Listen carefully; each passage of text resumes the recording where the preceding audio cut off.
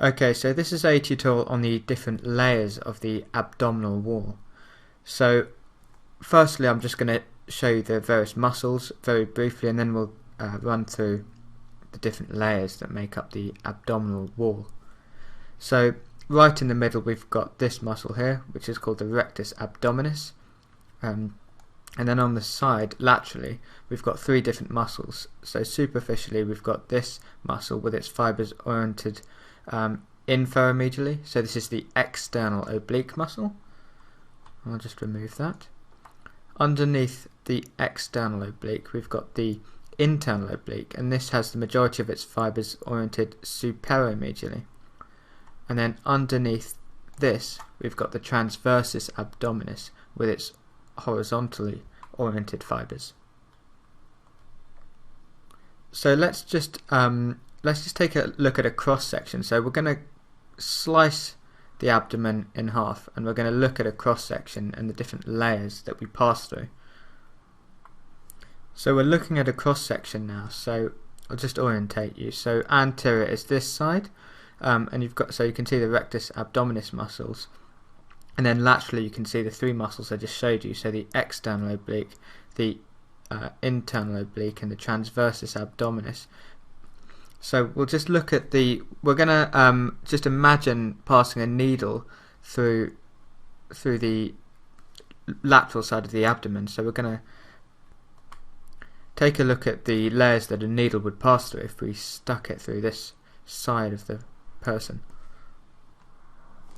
So the first thing we'd pass through is obviously the skin, so I'll just draw that on here. And then next we'd pass through the superficial fascia. So the superficial fascia consists of two layers. You've got the superficial fatty layer, which is called campus fascia, and you've got the deeper membranous layer, which is called scarpus fascia. So the way I remember which way round these two go is that the letter C is before the letter S, so campus is more superficial than scarpus fascia. So I'll just draw that on here.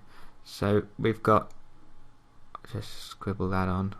So this is the superficial fascia, this is the fatty campus fascia,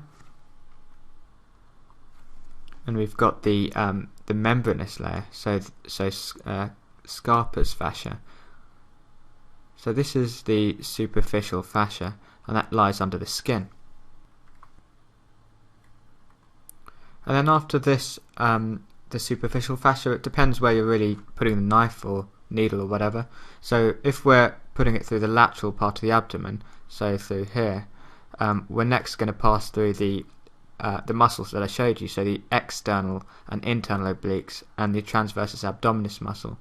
If we're chopping through here, then we'll pass through the aponeuroses of these muscles, and obviously if we put it through here we'll pass through the rectus sheath and the rectus abdominis muscle.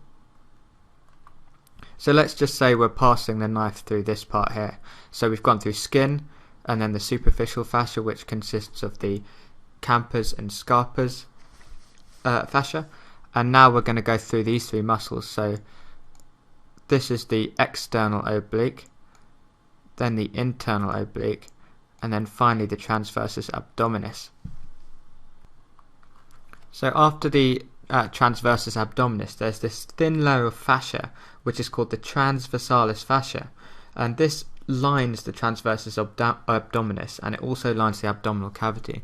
So it lies right underneath the transversus abdominis, and it runs just underneath, and it lines the abdominal cavity. So I'm drawing this on in green. So this is the transversalis fascia. So underneath the transversalis fascia we've got the extraperitoneal fascia. So I'll draw this on in purple.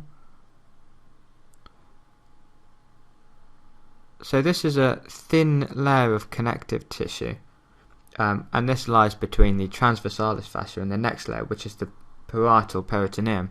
So that's why it gets the name extraperitoneal fascia, because it lies outside the parietal peritoneum. So I'll just draw the parietal peritoneum on here in red. So this is the final layer of fascia that your needle will pass through, or knife, or whatever you're using. So the parietal peritoneum lines the walls of the abdomen, and it's a thin serous membrane. So the peritoneum, you've got the parietal peritoneum, which lines the walls of the abdomen, and you've got the visceral peritoneum, which covers the viscera, and then you've got mesenteries, which is kind of a doubling up of the peritoneum to wrap around the organs and suspend it from the abdominal walls. But I'll do another tutorial on the peritoneal cavity and the peritoneum. So those are the layers of the abdominal wall. So you've got the skin, the superficial fascia consisting of campers and scarpers fascia, so fatty and membranous fascia.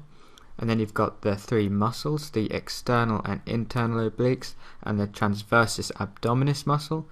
And then you've got the transversalis fascia, which lies immediately below these muscles. And then you've got the extraperitoneal fascia, and then below that you've got the parietal peritoneum.